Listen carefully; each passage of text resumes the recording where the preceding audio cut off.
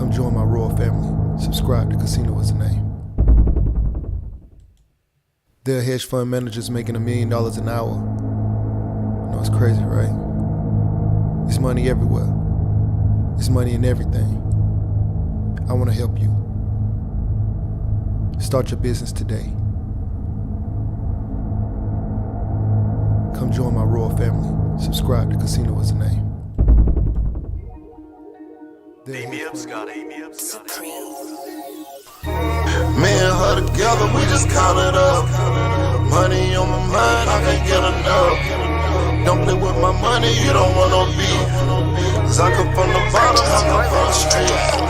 When she first saw me, she said, who is that? When a man saw me, he called me a threat. I'm the one that really live with a rap. They ain't never did it, they ain't really tried.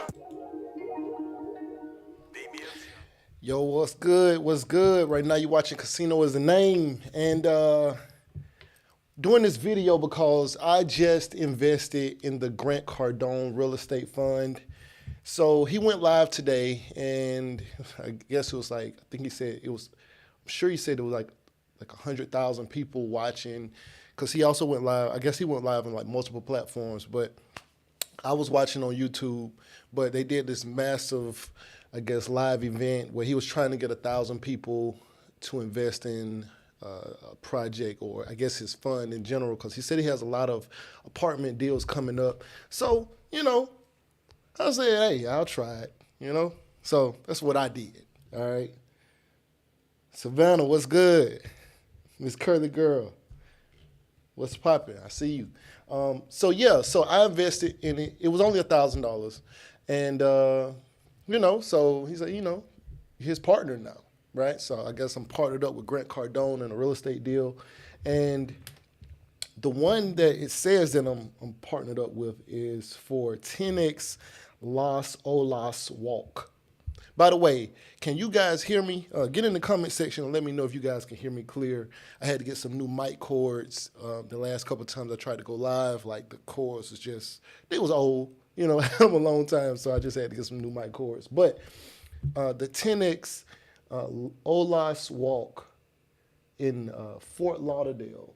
So some really nice pictures of it. You know, they got like a whole like package that they put together. But this is a real estate fund, pretty much.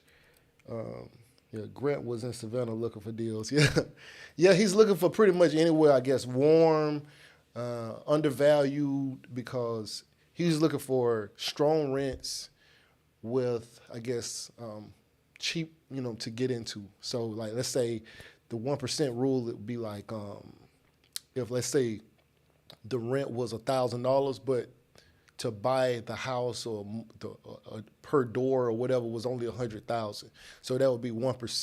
$1,000 would be 1% of 100,000. He say buy the whole neighborhood if that's the case.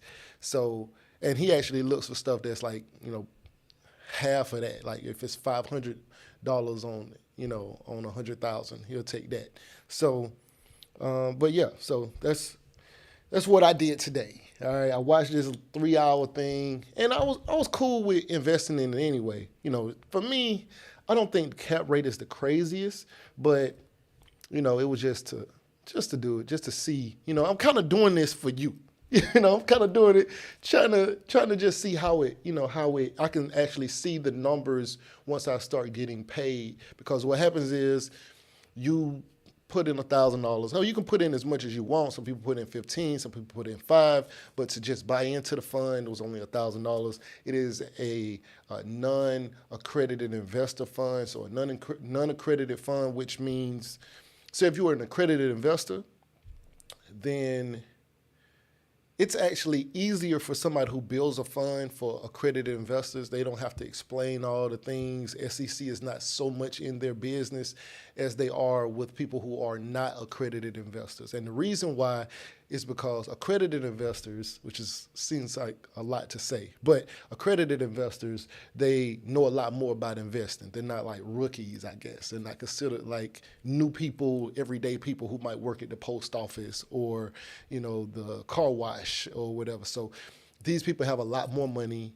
You have to make a certain amount. I don't know if it's $500,000 a year or $2 million a year, something like that. But I got to look it up. I got to explain that better. But accredited investors, they have a lot more money than say normal people, and so they don't have once somebody builds an accredited investor fund, which is what mainly most hedge funds are geared towards, accredited investors. But they don't have to explain, or they don't have to give as much detail as they do to non-accredited investors, and that's because SEC just wants people who don't know really that much about investing and who $1,000 or $10,000 or $20,000 can't afford to lose or even understand what they're even doing with the money. So it's a lot more protection on those kind of situations. So I wanted to invest in the non-accredited fund just because I know it's being definitely watched closer by the SEC, but at the same time, if it does work, then I'd at least be able to tell you guys about it. But it's not going to give me the interest rates that I'm looking for over, I guess, whatever period of time this is going to be. Excuse me, but it will be, I guess, passive. Like, I won't have to deal with anything. Like, I won't have to deal with the day-to-day and all that kind of stuff. But, I'll see it. And I think maybe $1,000 might make $15 a month, But I did have, I had some money just sitting in a bank account that's really doing nothing anyway. So it wasn't really much of a risk or whatever. So, I put it over there, but that's where I'm at right now. So okay, thank you. She said we can hear you. Thank you, because if you couldn't hear me after all that, that'll suck. I can hear you. Sound is good. Thank you, Paul. Nicole, thanks. All right, you say you listen to a lot of it. You got me feeling FOMO. What's that mean? FOMO. FOMO. I don't know what that means. Good to see you. Okay, appreciate that, Elevation. Yeah, so Elevation, you was on my other live. The mic cord, ain't nobody tell me the mic cord was messed up. So I went and got new mic cords. I went back, tried to watch that video, and I ended up deleting the whole video or whatever. But we back, and I got mic cords. I'm good. You know what I'm saying? So, but yeah, so today I took $1,000. It was sitting in one of my accounts that it's not really doing much anyway. So I took it. I mean, it's doing nothing sitting in a checking account. So I took it. It was like, I put it in a fund, and it's still getting way more according to what the fund is supposed to make. It's still going to generate way more than what it's going to make just sitting in a checking account anyway. So they didn't have to do anything with it. So I put it over there. And so now into the fund, well, and I just signed like the DocuSigns and all that kind of stuff, but waiting to see, once they actually transfer the money out of my account and all of that kind of stuff, and I guess the building gets remodeled or whatever they got to do with it, I'm just looking to see like how it pays out, because I'm supposed to get a dividend or a payout every month. So just gonna see how it works, and if it does well, then I'll be able to show you guys. And, just a lot of transparency, but it wasn't much of a risk to me. It was only $1,000, but nobody want to lose no money. I definitely don't want to lose the money. Y'all know me. I don't want to lose the money, but I'll get a dividend payout or a money from the cash flows from the rents. And so they'll pay that out. And after so long, once the property goes up in value and they sell it, then we'll also split in those profits or whatever. So, but $1,000 is not buying a whole lot, as far as a multi-million-dollar building. It's a very small share. It's like one share or whatever. But I don't know how many total shares. I'm sure it's in the documents. But, we're just trying it. But this is exactly how hedge funds work, though, right? Like, they get people who got, in like an accredited fund, they're getting like $250,000 buy-in. So it's a group of people put in $250,000, and they get a couple $1 million up, and they go buy apartment buildings or a bunch of houses on the same street, and they just fix that whole street up. And I don't want to say gentrify it, but they fix it up and they do what they do. I'm gonna get a message. Okay. Okay, hold on. So it's a real estate message. Hmm. Oh yeah. Oh yeah. It's a real estate message about the micro neighborhood that was just created. All right. So all right. Yeah. Man, hey, I appreciate that. Elevation said that casino is the name. You're an inspiration to many of us. Man, hey, I appreciate that. You know, I'm from the bottom for real. Like, you don't even know. Caught a bus in the projects. You know what I'm saying? So, all right. So, Nicole, thank you for letting me know. FOMO means fear of missing out. Thank you also, Miss Curly Girl and Paul. Appreciate that. I had never heard of that. So, we're here for the energy. From Mike Core, we're not handling business for sure. I'm out here doing that. I'm doing that for real. Entire life savings in their checking account. Man, you know what's crazy? I was having this conversation. I was having this conversation about, you know, we do a lot of things to avoid. Coming from where I came from, we did everything backwards. We're trying the most to not follow like society rules and stuff like that. You know how many people out here say, I don't want a job, I just want to be my own boss. I just want to start a business so I can be my own boss. And I ain't knocking nobody starting a business, but a lot of people just want to be able to wake up and go to sleep when they want to. And when you actually have a business, depending on your business, most businesses or most business owners I know, they actually sleep much less than a traditional employee. And they have much less free time than just going to work and coming home and just chilling. And there's also the stigma of you can't get rich by having a job. And that's not true either. You can definitely get rich having a job. You know, 401k plans in the millions. You can be investing while you're working in other things. You could have a side business while you work and use the money from your business to fund it. Or you could just have a high-paying job. There's plenty of doctors who have gone and become doctors and work at a hospital and they make $400,000 a year, $500,000 a year, and they're rich and they saving money and they putting their money in some kind of fund or whatever like that, and they're preparing for retirement. And those people are rich and they also have jobs. So, you know, and at the same time, of course, there are people who have, you know, a certain skill set or innate ability where they can build $1 billion business and that's their thing. And that's great. But for the vast majority of people out here thinking you can't get rich from having a job, I'm like, LeBron James is an employee. He has a job, okay? Like, you can make millions at your job still. And, you know, it's just that the way we're all, that I guess it comes across that people think that they can't get to whatever level by having a job. No. For me, it's all about the long game. I don't play the short game. I don't really look at today. So a lot of people don't want to be uncomfortable at all. I was in the military, Air Force, so, you know, I've been uncomfortable a lot in my youth.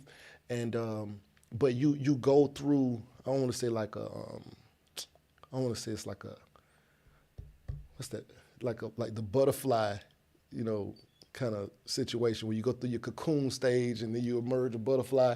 But it's like that. Like, you got to go through like the hard stuff, and it's ugly at times. But when it comes out on the other side, I mean, you be up. Like, I've had to low crawl across a field. I don't know if you know what that means, but you crawling on your hands and knees across the field, and my arms and everything bloody and stuff when I get up, and I've had to wear gas masks for hours and you know, be sweaty and cold at the same time because I was in Germany, and so be cold and sweating at the same time, being in that hazmat suit or whatever.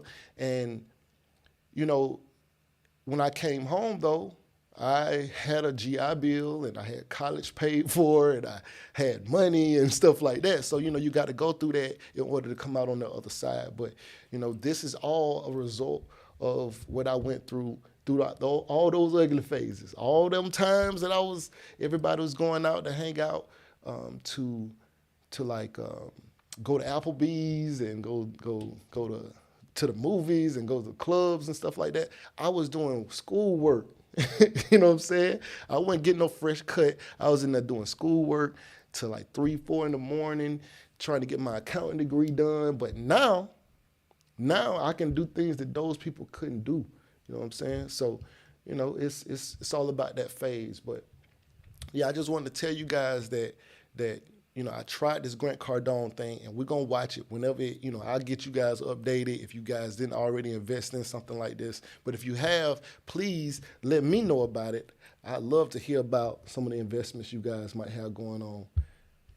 Straight up. But yeah, so a little bit of my background. I was born in South Georgia, but I grew up in Tallahassee, Florida, in Frenchtown area. And I caught the bus in Basin Street projects. We had a lot of fights, a lot of crazy things happen. I got in trouble in school a lot.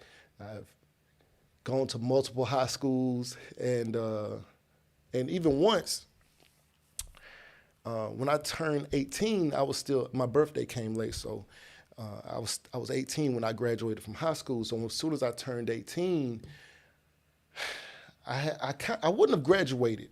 I wouldn't have graduated because I was skipping too much school. So I wanted to go through this program at this other school that helped me graduate. So what I did was, as soon as I turned 18, like the day I turned 18 or something, as soon as I turned 18, I went in the office and I disenrolled myself from that school, and I went across town and I re-enrolled myself in this other school. And you don't have to tell your parents if you're 18, you grown. So whatever you do at that point, you don't need the parental signature. So my mom didn't even know I was going to school at this other school, all right? So there would be times where either my car was messed up or whatever, and she'll have to drop me off. So she'll drop me off at my old school.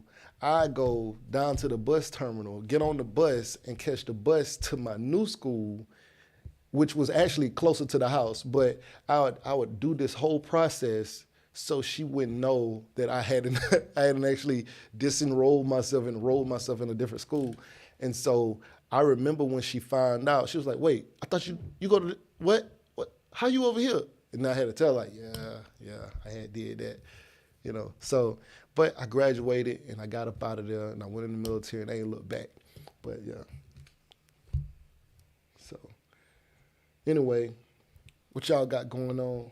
Let me see. Let's see what y'all saying on here. Okay. Oh, by the way, could y'all please smash that like button real quick for me? I need as many likes on this video as possible. It helps the YouTube algorithm, But apartment investing is something I'm interested in, but that's just multifamily. Everybody should be interested in multifamily investing if it makes sense.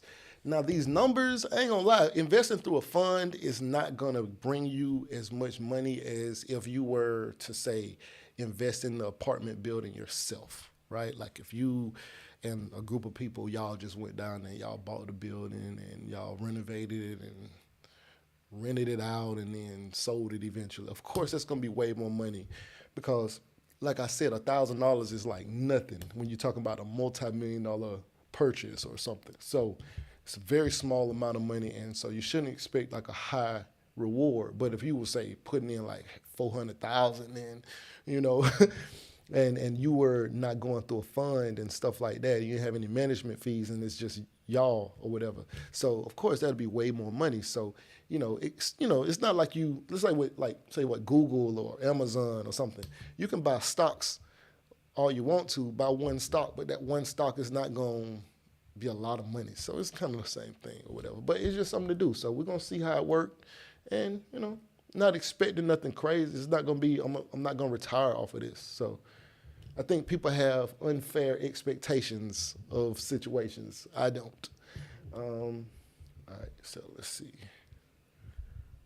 Let's see what's going on. All right, so also I got a hedge fund guy who I'm supposed to be linking up. I think he said this month. Could be next month. I think it said this month. But I want to interview him, trying to, kind of pick his brain because I'm actually interested in doing my own real estate fund. I've been learning a lot about this as far as the setup process and stuff like that. So it's an interesting concept. But make sure you guys smash this like button. Oh, you know what? And I ain't really even want to do a video on this. I don't really want to do a video on this, but rapper Young Dolph, just was recently killed, and he's actually somebody that I met before. And being a rapper is like most dangerous job on the planet, bar none, like nothing else. A soldier in Afghanistan has a greater chance of survival than a rapper here in the United States. It's crazy. And, it's just an unfortunate situation, how all of that happened, which I think is going to cause more of a, I don't want to say cause more of an emphasis, but it's definitely making people look more, including people in the hood, look more at where they stay. People are going to definitely pay a little more of a premium to move to a better neighborhood. My first house was in what I thought was an okay neighborhood because I was from the hood. So I thought this neighborhood was straight. You had a security guard, it was gated community. I thought it was good. The houses were super cheap. I only paid $54,000 for it, and I was victim of a home invasion after a couple years there. And so now when I was getting ready to build this house, I definitely paid way more attention to like the location, not just, oh, it's a cheap house, let me move there. So I think that's like moving forward, there's going to be a lot more people paying more attention and being more willing to pay more of a premium to move to a better neighborhood. So, yeah. So, All Pro said, he said, want a duplex, they sell instantly in your area. Yeah, I mean, you can't even get a duplex here. Elevation said, wow, yeah. Man, it's crazy.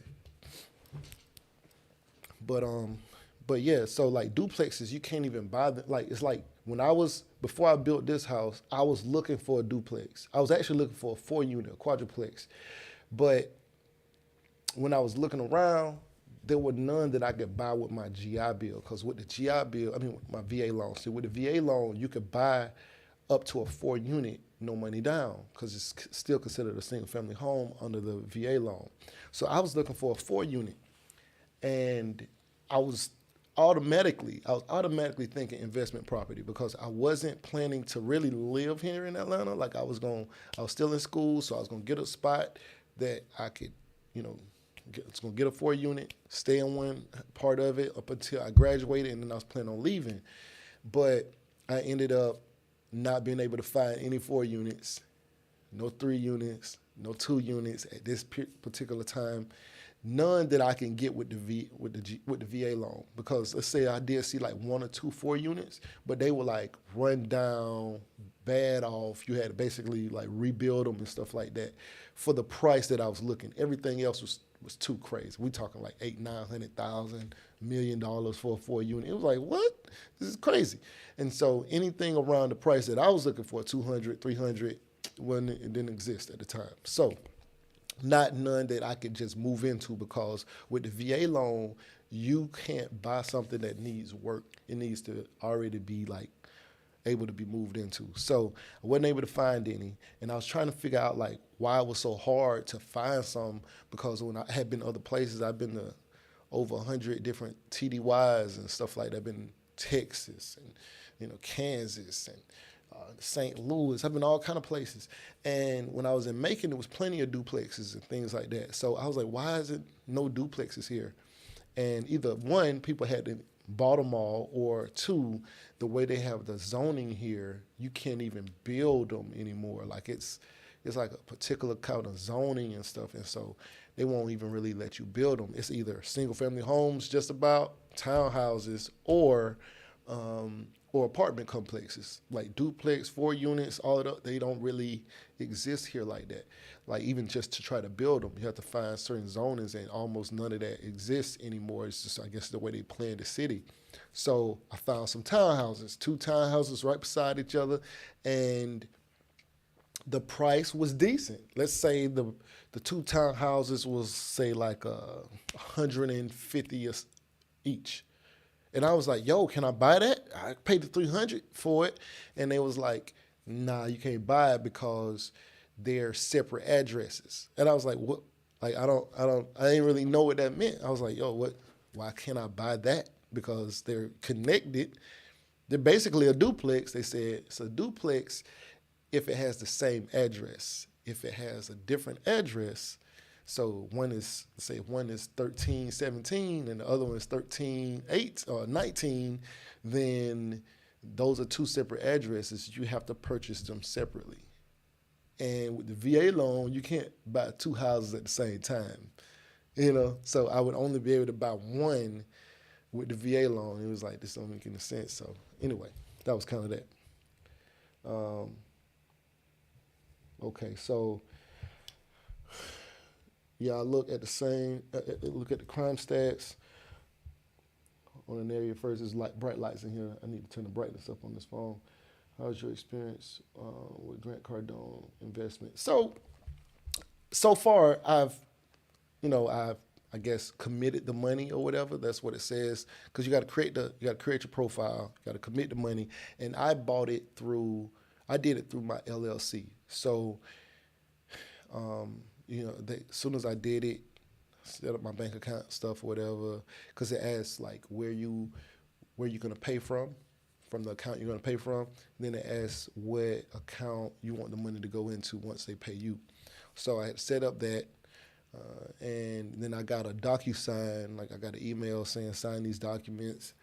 So I read through them, sign the areas I needed to sign. And it was really just like the typical information as far as like what kind of fund it is and this and that, just that kind of stuff. So other than that, it was fine. I mean, and then I know it says, I'm sure I need to like verify some other information or whatever, but still just waiting to hear back from them to let me know if there was anything more that I need to do, but that's all I really did. Okay. Oh yeah, and still waiting on the money to actually be taken out, so they haven't done that yet. Okay, so the recent event with Young Dolph could positively affect real estate prices. I think you have a point. And then Daniel says, where do you recommend someone look for duplexes and quadruplexes? Zillow hasn't been much help. I'm gonna get back to that. First, I'm gonna get back to what Elevation said. So I was watching the news, and a guy in Memphis was saying that he was looking to move his family out of their town. Like first of all, he lived in the neighborhood that happened to Dolph, but he said that he was looking to move his family because he didn't want his kids growing up because it's so dangerous there. And then, while he was talking, he said, yeah, like, I got to move him about this hood. He said, really? I just need to move him out of Memphis, right? And I saw him say that on the news, and I was thinking, like, it's going to be a lot of people starting to wake up and starting to think about these things, because first the reason I started moving different, or I didn't want to move back to a neighborhood like that, was because something happened to me, right? If nothing happens to you, you just kind of there. You see it, you hear about it, but it's not real until somebody kick your door in, you know what I'm saying? And so when these things happen to celebrities and these people got to drive past these areas and they see the doors and glass shot out of stores and these things kind of just broad day like that, like it makes people start seeing things like for what it, I don't want to say kind of really is, but seeing things differently because they can't see it like that when it's just somebody saying, oh yeah, this happened. Oh yeah, this happened. Oh yeah, we from a bad neighborhood. Oh yeah, I know a bunch of people got weapons and stuff like that. But like, it's not like events are happening and there's a shooting the next day where they shot up the memorial and stuff like that. Like, it's happening so vividly in front of these people that it's making more people say, oh, wait a minute, maybe I need to, because these rappers are already saying, hey, I need to get out of this neighborhood once I'm out of here, or if you make it to be successful, you need to get up out of here. Don't keep coming around here. But that's only if you become successful. Well, everybody can move. Anybody can move out of the neighborhood. Anybody, I mean, respectfully, you got to put yourself in a position to move, but it's making people now who just like, yo, I just need to get out of here. And to not just look at Memphis, look at the neighborhood, but like, man, my whole town is turned up. So, I think that more people will start waking up to paying a little more, a bit more premium to be in a safer neighborhood. For a long time, I didn't really know parents. I used to see it on like TV, but I didn't really know parents who were focused on good schools for their children. I can honestly say, me buying this house, I didn't think about what the school system was at all. I was like, that's a nice house. I can do that price. It's not in like a bad area. Let's do it, like as far as crime. But I wasn't thinking about, I guess, when my son is going to go to school, but he was already going to school. When he go to school, he's already in a private school, so I wasn't thinking about that.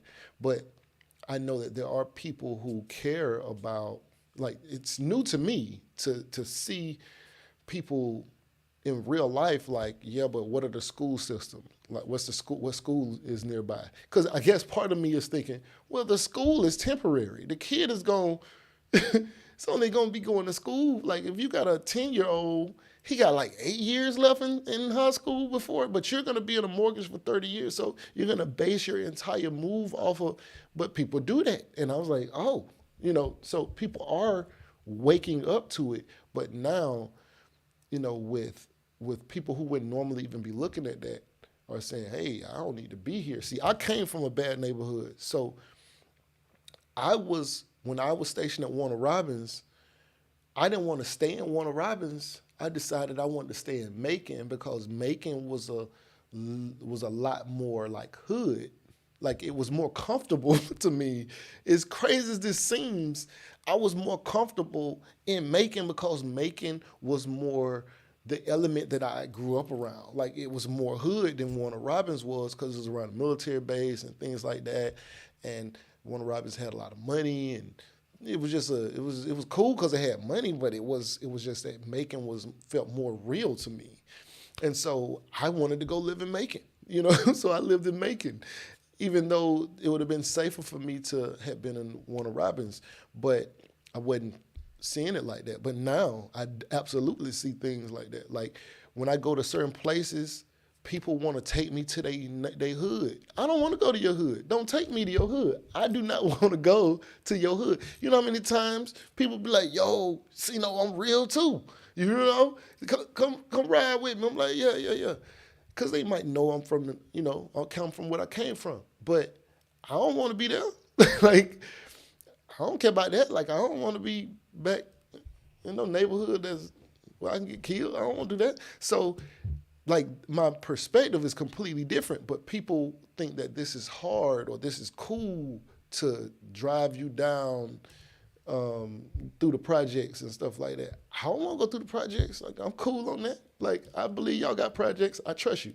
I don't want to go through them, But people think that, it's like, yo, I'm going to show you around. And they take me to the projects, and it's like, hey, man, you don't get me out of the project? Boy, I got a Porsche. I don't want to be in no projects, man. What's wrong with you? So, but my perspective is just different now, and it was completely different when I was, when I was younger, for sure. So now I'm like, can my son go outside and can he hang out outside? We don't even worry when he's outside here. He be at the neighbor house up and down. Respectfully, it's always so, hey, man, make sure you have your phone on. He ain't no small kid. So, but we're not worried that, it's no thugs running around in here or nothing like that. So we definitely have much more, it's much more of a calm area than what I came from. But I would not really want him hanging out in the areas that I grew up. And I ain't trying to be out there hanging out. If something happens to me in a bad neighborhood. This is my fault. What am I doing there? I have no reason to be around that.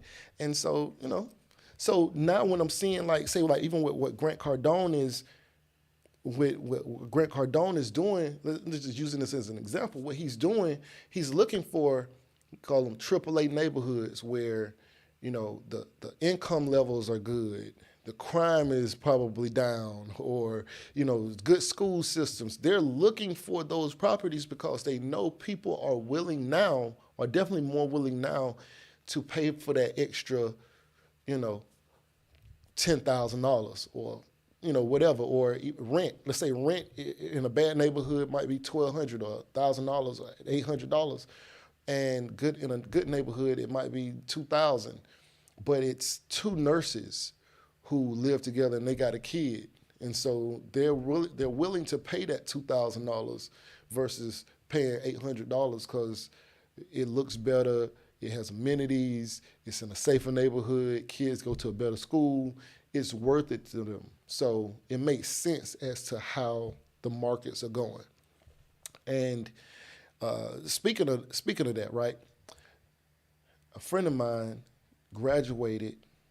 Well, actually, one of my prior tenants. So one of my prior tenants graduated, got her nursing degree, and she first year, 6 figures.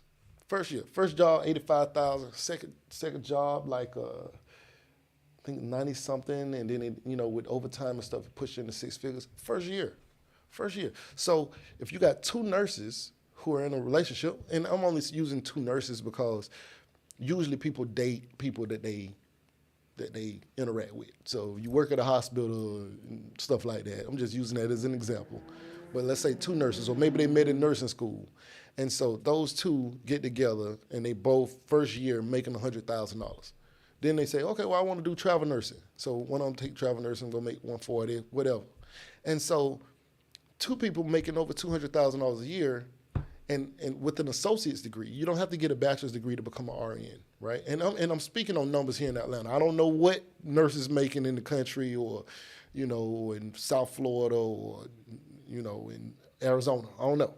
But I know that two nurses together can make $200,000 a year together and live together. Now, they may not have enough money for down payments and stuff. They brand new, fresh out of college. They 20 years old, 21 years old, 22 years old, something like that, fresh out, and they're making $100K. So maybe they don't have enough money to get the down payment for a house yet or something like that. But they're gonna get that shortly if they really do it right. But they'll make $200K a year, and if they decide they want to have a kid, or they want to be in just be in a safe neighborhood where they want to be downtown, they can be in a nice loft or something like that in Atlanta, paying $2,500 a month. That's dope, because they two incomes, $200K for them, and they young.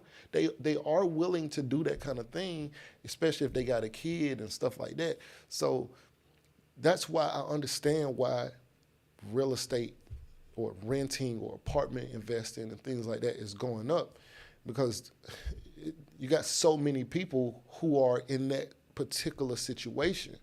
You'll be surprised how many people I know making 220 in a couple making 220. Maybe he making 80 and she making 140 or something like that. But or vice versa, or they both making 100. But it's a lot of people in that situation. A lot of people think it's far-fetched, it don't make sense, it don't seem normal. But here in Atlanta, it is everywhere I go. I see it all the time. I know people who just make $200,000 by themselves, and they counterpart make 150, and they just everyday people working. Working. I won't say everyday people, but they're not anything special. They just got decent jobs or careers, and they got 401k plans and all that kind of stuff, and they can afford to pull money out their 401k. Matter of fact, that's one of the areas that I saw the 401k used the most. A lot of people came to me about it, to figure out. I'm an accountant, and so I was like still in school. I was almost done. I wasn't quite done, but a lot of people came to me. A lot of coworkers might have came to me, and that was the one area that I saw them use their 401k the most, was when they were moving apartments. You know how many people I know was dipping in their 401k plan or taking a loan out against their 401k so that they can put money down on a new apartment and buy furniture for it and stuff like that. While they're paying $1,500 a month in rent here, they still trying to get out of that apartment. They got to get a rental, like a U-Haul or whatever, and so they need to put $3,000 down, $1,500 times 2 first and last month rent or whatever to move into a new apartment. So they're looking at like $4,500, and they just like, oh yeah, I'm gonna just pull that out my account because then I'm gonna pull like $6,000 out my account so I can get the U-Haul and get everything situated. I might get some furniture or whatever. And so they use their 401ks a lot to move. One in particular person I know moved 3 times in the 3 years that I knew him. And they used their 401k plan every time they moved. And I was like, this is a terrible way to use your 401k. Why not just buy a house? And they eventually just bought a house.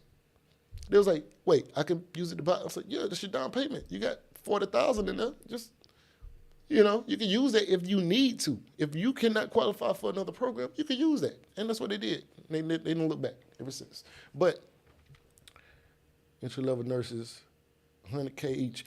Yeah, because what happened, say with the nurses, so first position, was 85. Yeah, first position was like 85. And then don't forget, you got shift diff, you got all this other stuff. Once they go through like the training and stuff, might be like 6 weeks of training, 8 weeks of training or whatever. But shift diff, salary, night pay, holiday pay, all the other stuff, and they can do overtime. They was making like 85. First job, 6 months later, they got a new job that was paying them 97 with everything. But once they did like a couple of days of overtime, they was over the 6-figure mark. And that was first year. Yeah. And that's with an associate's degree. You don't have to have a bachelor's degree to be a RN. You need an associate's degree in nursing, and you can sit for the nursing exam, and once you get registered, you register. But a lot of companies do want you to get your bachelor's degree. Like say, I think maybe Emory doesn't hire nurses who don't have a bachelor's degree or something. I think, don't quote me on this, but other than that, like most of them don't care. And you could definitely do travel nursing with an associate's degree, trust me. But yeah, so anyway, I just want to come on here real quick and just tell y'all about that, the Grant Cardone situation. I probably need to do a whole nother video breaking down this other stuff we were just talking about, but yeah. Hold on, wait a minute. I ain't even see all this down here. All right, hold on. How is it? Okay, I'm catching up. As much help. Brother, you're saying what a lot of people are thinking. You're thinking logically. I'm trying, man. I'm trying elevation. Wait a minute. Making ain't that hood. Depending on what side you on, laugh out loud. What?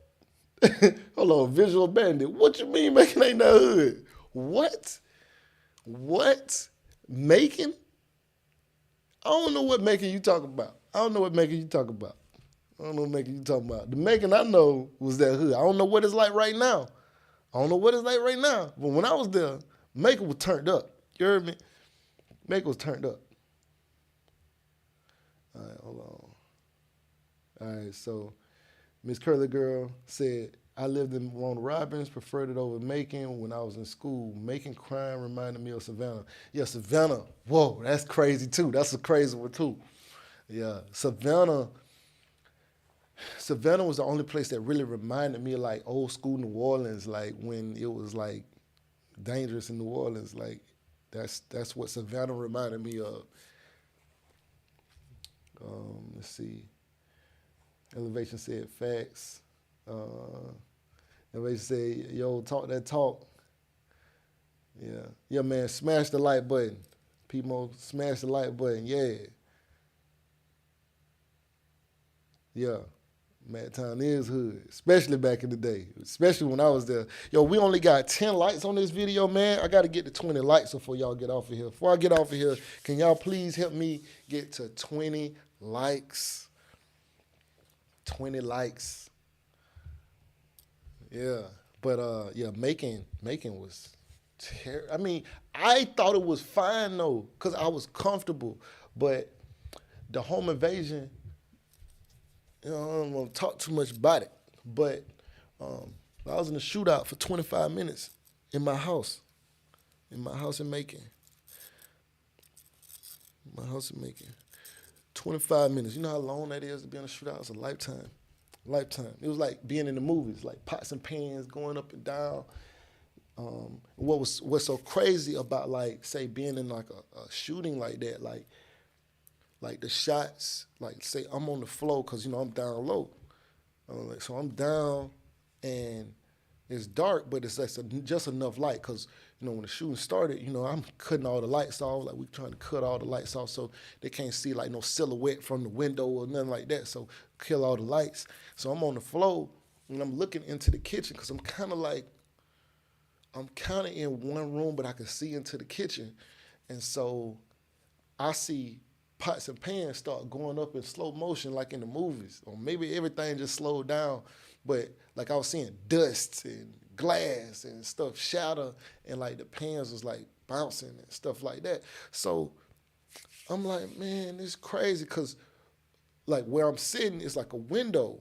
And so I'm looking into the kitchen, and so it looks like shots are coming through the window. And so that's not what was really happening. Like, after everything settled, what was happening was the shots was really coming from over this way, but they was coming through the walls, and they was hitting pans, and the pans were spinning the bullets. And so the bullets was just looking like they was coming from over there, but they was really coming from there. So when we traced the bullets, they was actually coming from another window that way, from like the living room or whatever. So it was like just crazy how like all of that. And so they finally dispatched a police officer.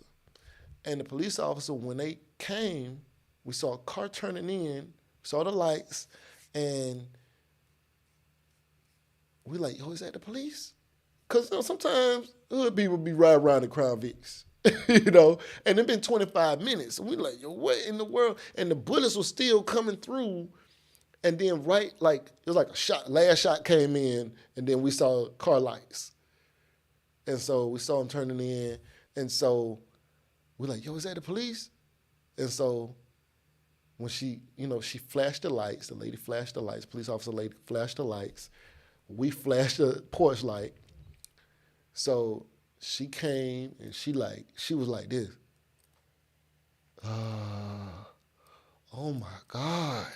Because I'm saying, this has been 25 minutes. There's multiple guns, and the sound like like it sounded like automatic fire or something. Like, it was crazy.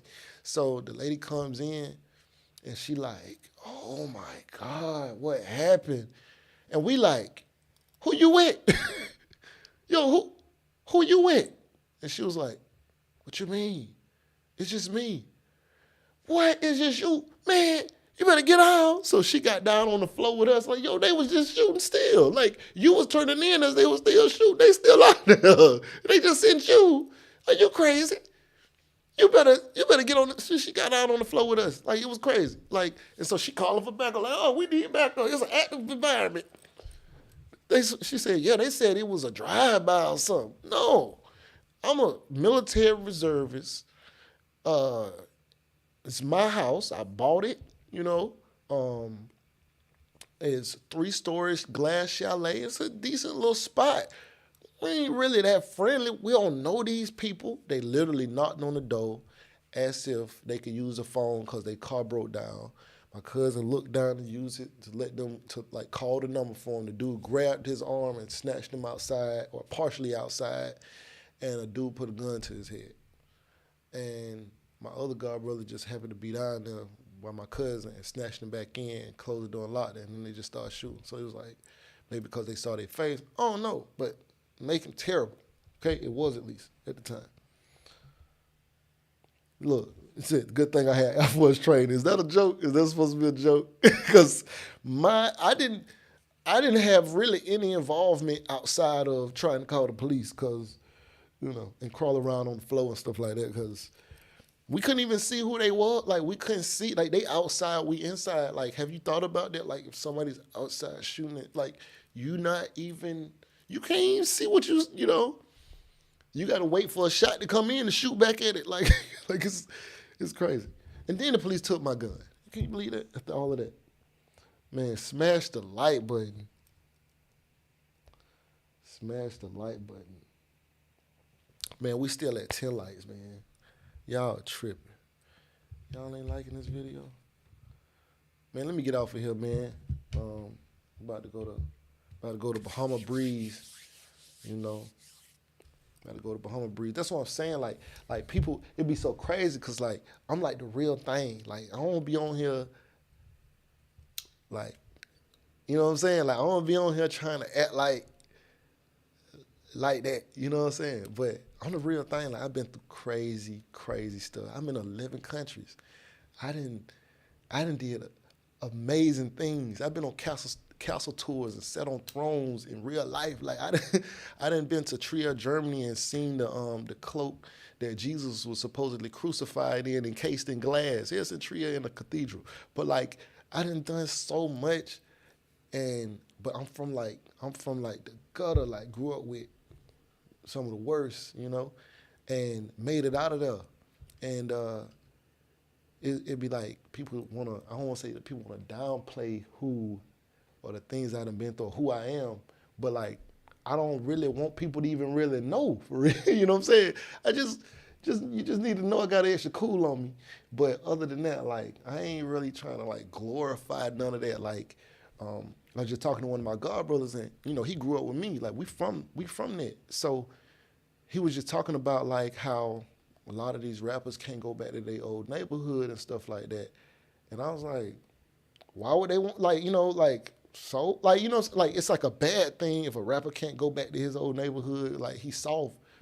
No, he shouldn't want to go back unless he's doing a giveaway or something like, why do I have no care about trying to go back to my old neighborhood at all. Like, that's not the purpose of all the work that we put in. We put the work in, we get out of there. It's great if we able to donate or we able to go back down there and talk to the kids or go to the schools or something like that. But I ain't trying to be out there on the block like, yeah, I can come back anytime I want to. That's not what my purpose was. That's not it at all.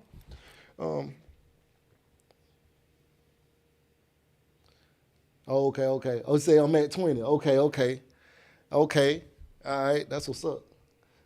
All right, hold on. All right, so now, Joe, at least you know the right way to aim a gun and take over. Oh, yeah. Yeah, for sure. We could do that. I definitely know how to do that. Okay, so we at 20, man. I appreciate y'all for smashing that like button, you heard me? And I'm gonna try and keep coming here with these lives or whatever. So yeah, man, you know, I'd like to just be able to interact with y'all, man. This is cool. Anyway, we about to go to Bahama Breeze real quick and about to get off of here. So please like, share, comment, and subscribe. And stay tuned. I'm going to keep y'all up to date with the whole Grant Cardone situation. He said that, I guess, we're partners now, so I'm partnered up with Grant Cardone, you know what I'm saying? But he got $4 billion worth of real estate. I don't, okay? I got like 300 and some thousand, something like that, about 400,000 in real estate. Not 4 billion, so I'm working on it. But I am looking to develop some stuff, but you know, we're gonna get there. Anyway, right now you're watching Casino Is the Name. Like, share, comment, and subscribe, and we are out of here. Beat me up, Scotty. Me and her together, we just count it up. Money on my mind, I can't get enough. Don't play with my money, you don't want no beef. Cause I come from the bottom, I come from the street. When she first saw me, she said, who is that? When a man saw me, he called me a threat. I'm the one that really live with a rap. They ain't never did it, they ain't really trap. There are hedge fund managers making $1 million an hour everywhere. It's money in everything. I want to help you. Start your business today. Come join my royal family. Subscribe to Casino Is the Name. There are hedge fund managers making $1 million an hour. You know, it's crazy, right?